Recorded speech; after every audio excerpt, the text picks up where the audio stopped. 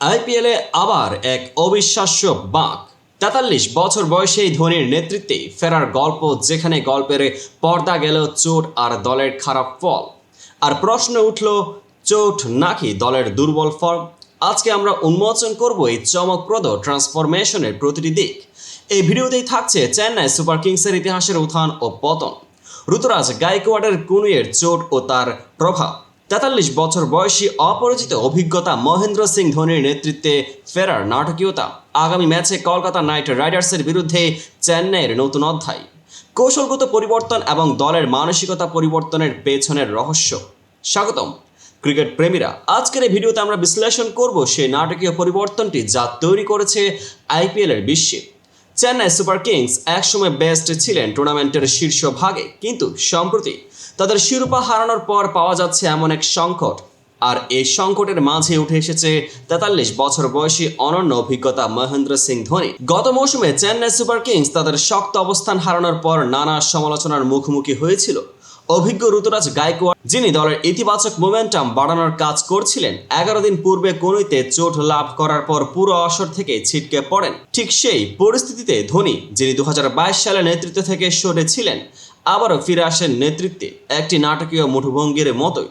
গত ৩০ মার্চ রাজস্থান রয়্যালসের বিপক্ষে খেলায় ঋতুরাজের কুনিয়ে লেগে যাওয়ার বলে চোট সারা আইপিএলকে ছুড়ে দেয়।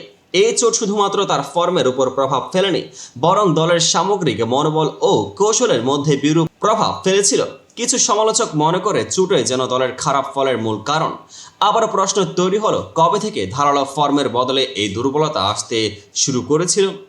এখানে আসে ধোনির গুরুত্ব। ৪৩ বছর বয়সেও তার অভিজ্ঞতা, দৃষ্টিভঙ্গি এবং নেতৃত্বের মধ্যে রয়েছে এমন এক স্থিরতা যা দলের জন্য অপরিহার্য। চেন্নাইকে ইতিমধ্যে তিনি ৫টি আইপিএল শিরোপা জিতিয়েছেন। তার এক অনন্য কারিশমা আছে যা খেলোয়াড়দের উদ্দীপ্ত করে। আজকের এই পরিস্থিতিতে ধোনি কেবল নেতৃত্ব ফেরত আনছেন না, বরং পুরো দলের মনোভাব পরিবর্তনে নতুন প্রাণ সঞ্চার করতে চলেছেন। তুলনামূলকভাবে দেখলে দলের পূর্ববর্তী নেতৃত্ব যখন পরিবর্তনশীল সিদ্ধান্ত নিয়েছিল, যেমন ২০২২ সালে রবীন্দ্র জাডেজাকে খুলে দিয়ে ধোনিকে ফিরে আনা, তখন উঠে আসে প্রশ্ন, দল কেন ধোনির অভিজ্ঞতা থেকে এত বেশি লাভবান হচ্ছে? উত্তরটি স্পষ্ট। ধোনির নিজস্ব খেলার পাশাপাশি দলের মানসিকতা ও কৌশলগত দিক থেকে তাকে কেন্দ্র করে নতুন করে গঠন করা হচ্ছে। বর্তমান আইপিএলের টেবিল লড়াইয়ে চেন্নাই সুপার কিংস ৪টি পরপর হারের কারণে পয়েন্ট টেবিলের তলানিতে অবস্থান করছে। তবে ধোনির নেতৃত্বে আগামী ম্যাচে কলকাতা নাইট রাইডার্সের বিরুদ্ধে নতুন অধ্যায় শুরু হওয়ার সুযোগ রয়েছে। গত ম্যাচে যদিও ধোনি ব্যাট হাতে নিজের প্রভাব দেখাতে পারেননি, তবে তার নেতৃত্ব ধরন ও অভিজ্ঞতার আলোকে দলকে ইতিবাচক দিকে নেবার সম্ভাবনা রয়েছে।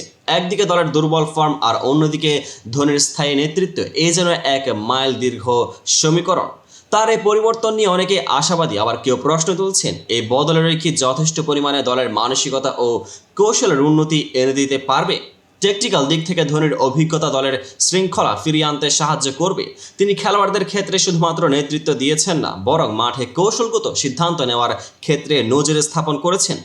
আরেকটি গুরুত্বপূর্ণ দিক হলো দলবদ্ধ খেলোয়াড়দের মধ্যে নিজের নিজের দায়িত্ববোধের উন্নয়ন। ঋতুরাজে যে চোট নিয়েছিলেন তা দলের জন্য এক ধরনের সতর্কবাণী হয়ে দাঁড়িয়েছে।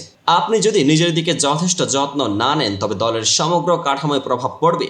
এই পরিস্থিতিতে ধোনির মৃদু হাস্যরস, প্রাজ্ঞ পরামর্শ এবং নিরলস অভিজ্ঞতা দলের নতুন অনুপ্রেরণা হিসেবে কাজ করবে। বিশ্লেষণ করা যায়, এই সিচুয়েশনটি ক্রিকেট প্রেমীদের জন্য যেমন একটি নাটক, তেমনই ভবিষ্যতের জন্য একটি শিক্ষণীয় দিকও বহন করে। অভিজ্ঞতা ও নেতৃত্বের গুরুত্ব। শেষ কথায়, ধোনির পুনরায় নেতৃত্বে আসা শুধুমাত্র একটি নতুন অধ্যায়ের সূচনা, বরং একটি সতর্কবার্তাও। ক্রিকেট শুধু খেলাধুলা নয়, বরং তা একটি জ্ঞান, কৌশল ও মানসিকতার মেলবন্ধন। ৪৩ বছর বয়সেও ধোনি প্রমাণ করেছেন, অভিজ্ঞতা কখনো ব্যর্থতার মুখোপাধ্যায় নয়, বরং সঠিক দিক নির্দেশনার মাধ্যমে দলকে সাফল্যের শিখরে নিয়ে যাওয়ার অন্যতম চাবিকাঠি। আগামী ম্যাচে যখন Chennai Super Kings Kolkata Knight রাইডার্সের বিরুদ্ধে লড়াই শুরু করবে, তখন আমরা দেখব ধোনির নেতৃত্ব কতখানি দলকে ফিরে আনতে পারে। এই পরিবর্তনের প্রভাব, দলের কৌশলগত পরিকল্পনা ও মাঠে উদ্ভাসিত নতুন মনোভাব, এসব কিছু নিয়ে আজকের আলোচনা। পরবর্তী ভিডিওতে আরও বিশদ বিশ্লেষণে দেখা হবে কিভাবে দলবদ্ধ খেলোয়াড়রা নিজেদের পুনর্গঠন করছে, কৌশলগত পরিবর্তন ও নেতৃত্বের পুনঃউন্মেষ কি মাঠে সাফল্যের নতুন দিগন্ত আনতে পারবে। আমাদের সাথে থাকুন আর সাবস্ক্রাইব করতে ভুলবেন না। পেজটিকে ফলো করে পাশে থাকুন।